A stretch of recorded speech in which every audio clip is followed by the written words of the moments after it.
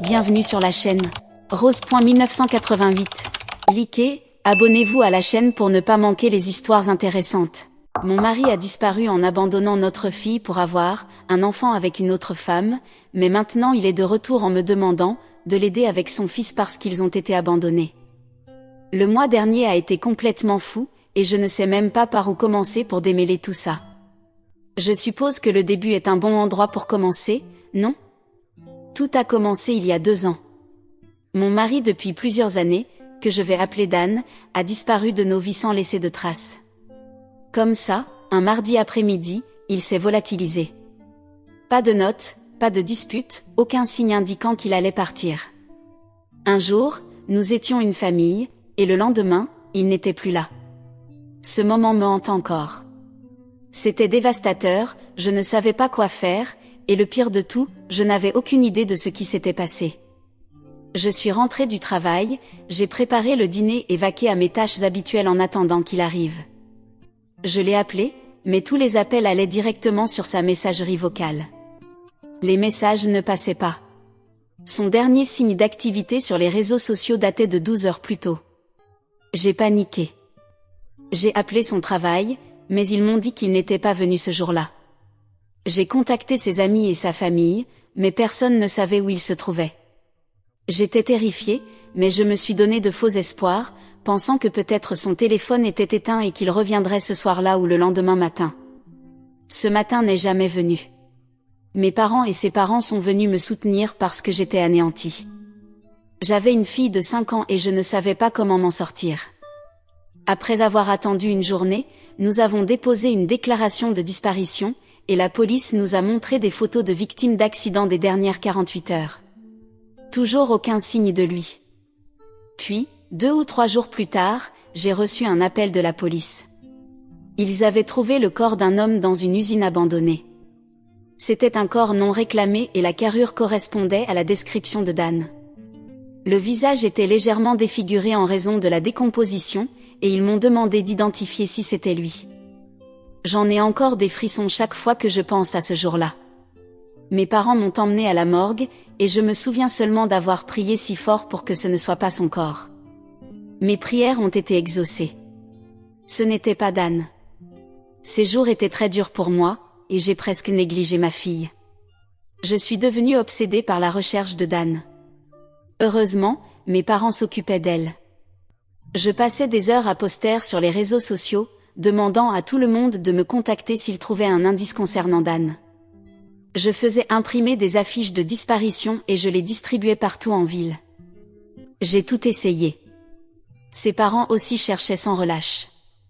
Ils ont contacté des parents éloignés dans d'autres régions du pays pour voir si Dan les avait contactés. Ils ont parlé à tout le monde, de ses amis d'école à ses voisins. Mais toujours rien. Mon esprit était envahi par des pensées négatives. Et s'il avait eu un accident ? S'il était mort ? Avait-il été kidnappé ? Était-il victime d'un crime ? L'idée qu'il m'ait abandonné était la dernière chose à laquelle je pensais.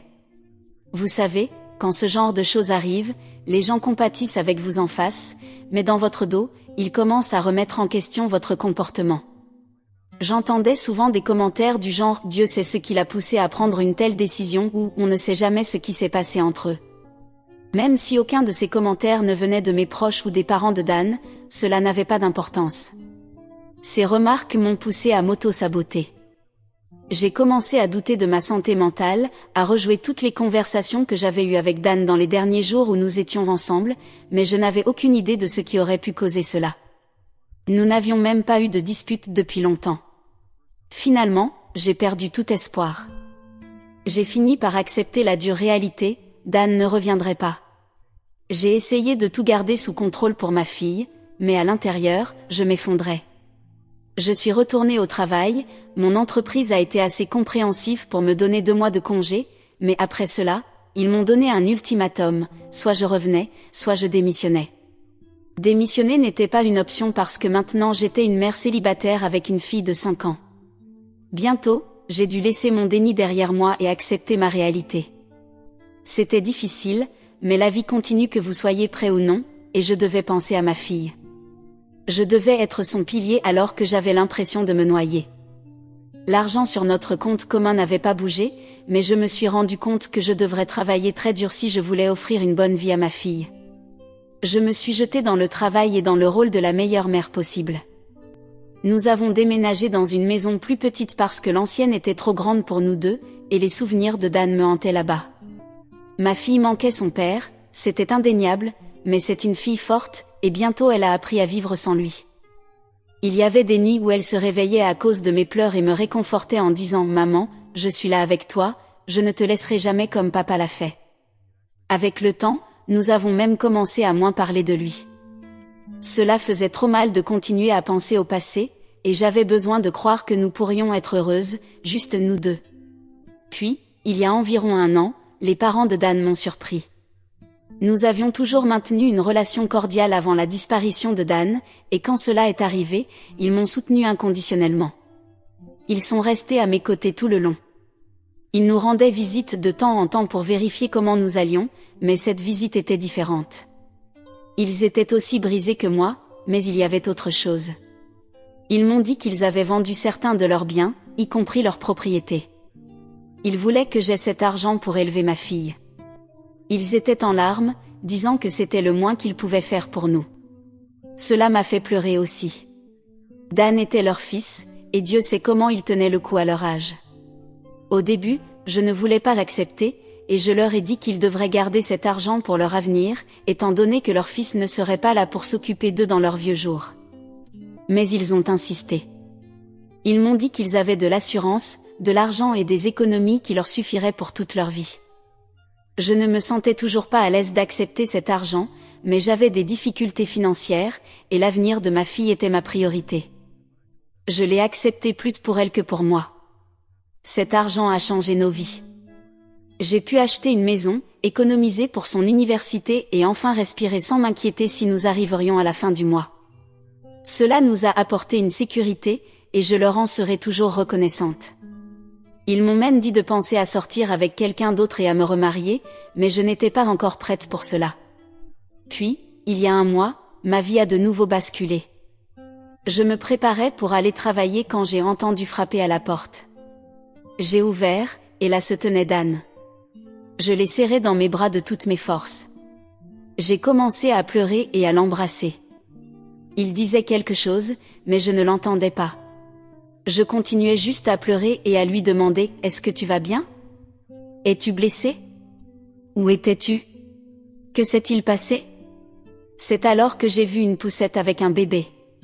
Au début, je n'ai pas compris. J'ai regardé Dan avec des yeux terrifiés et il a dit « Je suis désolé, s'il te plaît écoute-moi. » Tout s'est passé si vite que mon corps a réagi avant mon cerveau. J'ai repoussé sa main et refermé la porte au nez. Mais il n'est pas parti. Il a continué à frapper, me suppliant d'ouvrir la porte et de l'écouter. Finalement, j'ai rouvert la porte, et cette fois, il tenait le bébé dans ses bras. Je me souviens d'avoir regardé cet enfant, puis Dan, incapable de comprendre la situation. Il a commencé à parler rapidement, comme s'il devait tout dire avant que je ne le jette à nouveau dehors. Il m'a dit qu'il avait eu une liaison avec son assistante. Cette liaison a duré 2 ans, et ensuite elle est tombée enceinte. Elle l'a menacé de tout révéler s'il ne la quittait pas et ne l'épousait pas. Il a été lâche, incapable d'avouer la vérité ou de divorcer, alors il a choisi la solution la plus facile, disparaître. Ils avaient prévu de quitter le pays et de déménager sur son île natale. Elle a quitté son travail 2 mois plus tôt et est partie en premier. Plus tard, Dan a également fui le pays, abandonnant sa vie, son mariage, et surtout, notre fille. Je suis restée là, sans voix, pendant qu'il continuait à parler de combien tout cela avait été une erreur. Sa maîtresse a vite réalisé qu'elle ne voulait ni de lui ni du bébé. Le jour du premier anniversaire de l'enfant, elle est partie, abandonnant Dan et leur enfant. Sa famille et ses proches n'avaient aucune idée d'où elle était allée, et en fait, ils se sont tous retournés contre Dan, l'accusant d'être la cause de sa disparition. Ils allaient le signaler aux autorités, suspectant qu'il ait joué un rôle dans sa disparition. Mais avant cela, il a réussi à quitter le pays avec son fils. Maintenant, il n'avait plus personne pour l'aider à élever cet enfant, et c'est pourquoi il se trouvait à ma porte. Dieu sait comment il a trouvé ma nouvelle adresse. J'ai perdu le contrôle. Tout Toute la douleur, la colère et la trahison que j'avais gardée en moi pendant 2 ans sont sorties comme une avalanche. Je lui ai crié de partir, de sortir de nos vies et de ne jamais revenir. Je lui ai dit que je me fichais de ce qui s'était passé entre lui et cette idiote, ou du fait qu'il est maintenant un enfant sans mère. Ce n'était pas mon problème. Il ne faisait plus partie de ma famille, et cet enfant non plus. J'ai claqué la porte, et il a failli se faire frapper par celle-ci. Mais il est resté là, pleurant et me suppliant de lui pardonner. Il a eu l'audace de dire « C'est notre chance d'avoir la famille que nous avons toujours voulu. 2 enfants, une fille et un garçon. » C'est vrai, je voulais 2 enfants, mais ce garçon n'est pas le mien, et je ne veux pas l'accepter. Après ces supplications, il a commencé à me manipuler émotionnellement. Comment peux-tu être aussi cruel envers une âme innocente? Qu'est-ce qu'il t'a fait? Tu prétends être une femme religieuse, et c'est ainsi que tu traites un enfant innocent? Tu le punis pour les erreurs de ses parents. Il est tellement manipulateur, je vous jure. Non, je n'ai pas accepté lui ou son enfant, mais ses paroles et les pleurs innocents de l'enfant ont brisé mon cœur. Cependant, je n'ai pas faibli. Je lui ai crié de partir ou j'appellerai la police et le poursuivrai pour négligence et abandon de notre fille. Il est parti rapidement après cela. J'ai immédiatement appelé ses parents pour les avertir.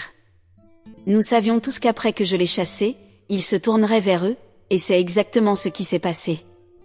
Dan est retourné chez ses parents, implorant avec la même vieille histoire, suppliant pour leur soutien. Mais ses parents, Dieu les bénisse, en avaient assez. Ils ne croyaient pas à ses excuses, pas après tout ce qu'il avait fait. Ils ne voulaient plus avoir affaire à lui. Et c'est là que les choses sont devenues vraiment intéressantes. Dan est désespéré et à court d'argent. Il a demandé à ses parents sa part de l'héritage familial. Le grand-père de Dan avait laissé des biens, les mêmes que ses parents ont vendus pour me donner cette somme d'argent. Dan comptait sur cet héritage pour reconstruire sa vie. Quand ses parents lui ont dit la vérité, qu'ils m'avaient donné l'argent pour l'avenir de notre fille, Dan a perdu le contrôle. Il est devenu fou, exigeant comment ils avaient pu être aussi stupides que de me donner cet héritage. Il leur a demandé de récupérer l'argent, mais ils ont refusé. Ils ont dit que l'argent avait été donné à la véritable héritière, qui est ma fille. Après avoir perdu cette bataille, il est revenu à ma porte, exigeant que je rende l'argent. J'ai d'abord refusé, en disant que c'était ses parents qui me l'avaient donné pour l'avenir de notre fille et que je ne le rendrais pas. Mais maintenant, il commence à jouer avec mon esprit, m'accusant d'avoir manipulé ses parents et d'avoir utilisé ma fille pour les exploiter financièrement. Je suis une personne avec dignité, et je ne peux pas tolérer ces accusations. J'ai envie de lui jeter cet argent à la figure et de le sortir de nos vies pour toujours. Mais ensuite, je pense à ma réalité. Assurer l'avenir de ma fille est plus important que de prouver que je suis une sainte. Que pensez-vous que je devrais faire? Mise à jour 1. Vous avez raison, je réfléchissais trop. Les parents de Dan m'ont donné cet argent de leur plein gré. Je ne le leur ai pas demandé. Je sais que Dan et d'autres ne croiront pas cela, mais ça ne change pas la vérité, et je ne devrais pas m'inquiéter de ce que Dan pense de moi ou de ce qu'il traverse. Ce qu'il a fait était un péché grave et il mérite ce qui lui arrive. Pouvez-vous imaginer l'audace? Il nous a abandonnés pendant des années, puis il est revenu avec un bébé issu d'une liaison et m'a demandé de l'élever comme le mien. Le pire, c'est qu'il a exigé l'argent que ses parents m'ont donné pour assurer l'avenir de notre fille. Il devrait être fier que ses parents aient pris leurs responsabilités envers ma fille en son absence, mais il ne pensait qu'à son propre bien-être. Beaucoup d'entre vous m'ont demandé pourquoi je ne l'avais pas dénoncé pour abandon. Eh bien, avant qu'il ne réapparaisse, nous ne savions même pas s'il était vivant. Il était toujours sur la liste des personnes disparues, et quand il est revenu, c'était un moment si vulnérable pour moi que je ne pouvais pas penser clairement. De plus, je ne veux pas avoir de problème juridique. J'ai un travail à temps plein et une fille dont je dois m'occuper. Ses parents m'ont déjà donné ce qui était en gros son héritage, donc je vais bien. Tout ce que je veux maintenant, c'est protéger ma santé mentale. Cependant, la prochaine fois qu'il est venu à ma porte pour demander son argent d'héritage, au lieu de me sentir coupable, je l'ai confronté. Je n'ai rien volé ni manipulé qui que ce soit. Ses parents ont assumé la responsabilité qu'il a abandonnée. Je l'ai simplement menacé d'appeler la police et de le faire arrêter. C'était la dernière fois qu'il s'est présenté à ma porte, et je rends grâce à Dieu pour cela. Mes menaces ne l'ont cependant pas empêché de continuer à exploiter ses parents. Après avoir perdu tout espoir d'obtenir l'argent de moi, il a demandé à ses parents de le laisser rester avec eux un moment, le temps qu'il remette sa vie en ordre. Ses parents ont dû accepter à cause du bébé, après tout, ils sont ses grands-parents, qu'ils le veuillent ou non. Ce sont de bonnes personnes, mais j'aurais aimé qu'ils le coupent définitivement de leur vie. Pendant un mois, Dan et le bébé sont restés chez eux, tandis qu'il essayait sans vraiment y mettre du cœur de trouver un emploi ou de décider de sa prochaine étape. Mais, surprise surprise, au bout d'un mois, Dan a encore disparu. Il a simplement laissé une lettre à ses parents qui disait, en gros, puisque vous avez donné mon héritage pour l'avenir de ma fille, la responsabilité d'élever mon fils vous incombe désormais. C'était comme si l'histoire se répétait, sauf que cette fois, ce sont ses parents qui se retrouvaient avec toutes les responsabilités. Ils étaient dévastés, non seulement par sa disparition, mais aussi par la responsabilité d'élever un enfant qu'ils n'avaient jamais prévu ni voulu prendre en charge. Je ne peux même pas décrire à quel point ses parents étaient brisés. Son père a plus de 70 ans et sa mère presque 65. Ils pleuraient comme des enfants lorsqu'ils m'ont annoncé la nouvelle. Ils n'ont plus la vitalité de leur fils. Comment pouvaient-ils s'occuper d'un enfant d'1 an, tant sur le plan physique que financier? Ils ont fait de leur mieux pour essayer de le localiser, mais comme d'habitude, sans succès. Il semble que Dan soit passé maître dans l'art de disparaître. Je suis allée les voir une fois, et c'était la première fois que je voyais cet enfant correctement. Je n'ai pas ressenti de haine pour ce petit être. En fait, j'ai ressenti de la pitié.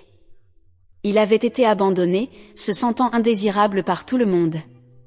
Dieu sait comment les parents de Dan vont l'élever. Le pauvre enfant souffre à cause des décisions de ses parents. Mise à jour 2. On dit que l'on peut tromper quelqu'un une fois, mais pas toujours.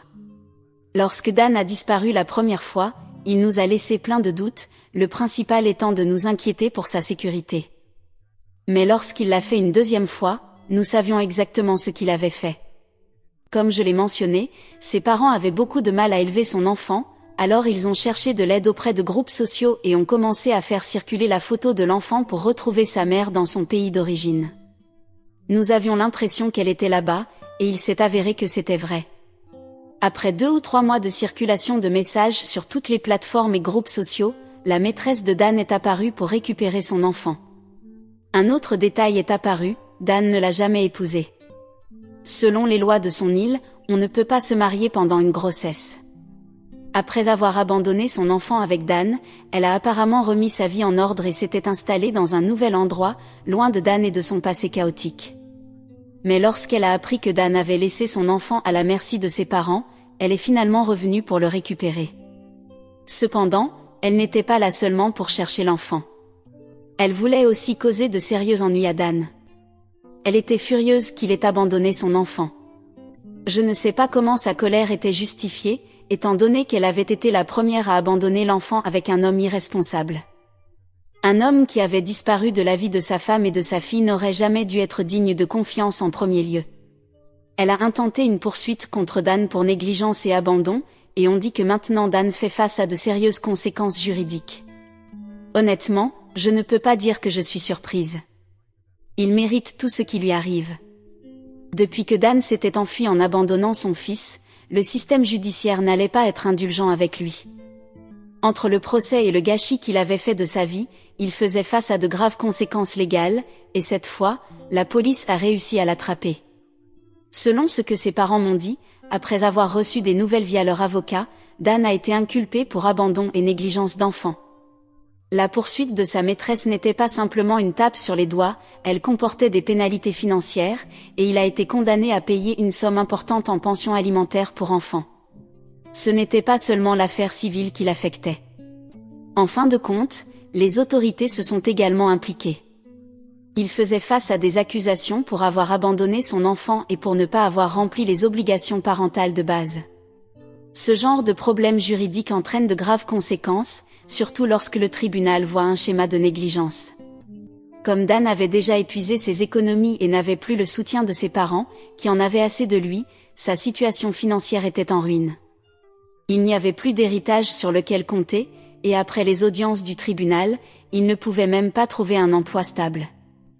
Les dettes légales s'accumulaient, ainsi que les paiements de pensions alimentaires qu'il devait maintenant, ce qui l'a plongé dans la misère financière. Quant à ma fille et moi, nous allons bien. Ma fille ne veut même plus voir son père.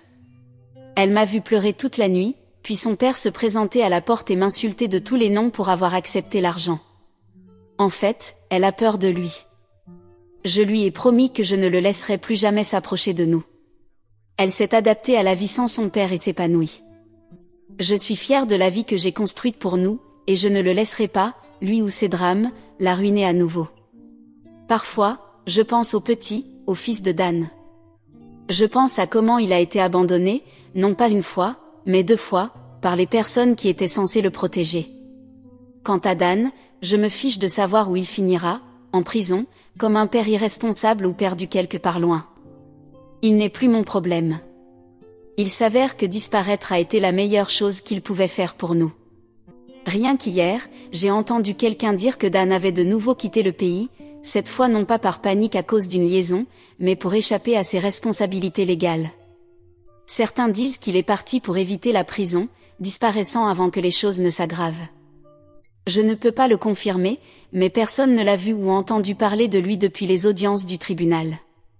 Ses parents ne lui ont pas parlé depuis des mois, et sa maîtresse poursuit l'affaire avec la police pour retrouver sa trace. D'une certaine manière, Dan est devenu le fantôme qu'il a toujours été, disparaissant sans laisser de traces comme avant, mais cette fois, personne ne le recherche vraiment. Ses parents ont tourné la page, et moi, je n'ai certainement aucun intérêt à savoir où il est. Ma fille a une bien meilleure vie sans lui, et honnêtement, moi aussi.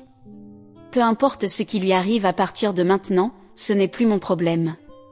Eddie, certaines personnes demandent pourquoi je ne l'ai pas poursuivi en justice. Eh bien, pour commencer, l'argent que ses parents m'ont laissé me semblait juste.